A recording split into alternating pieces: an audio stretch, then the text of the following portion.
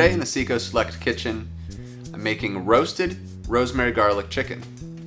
To prep the butter, I've combined it with rosemary, garlic, salt, and pepper. I've already prepped my chicken. Now it's time to apply the butter compound.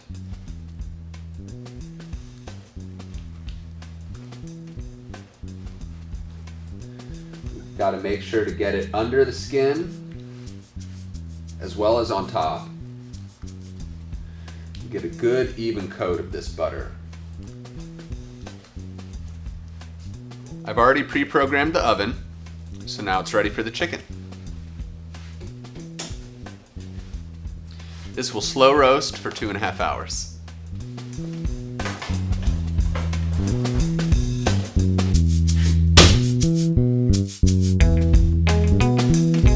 This oven delivers a chicken that not only tastes delicious, but it looks amazing.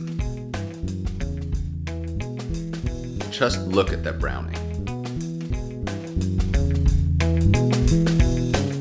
For more recipes and information on other Seco Select products, please visit us at secoselect.com.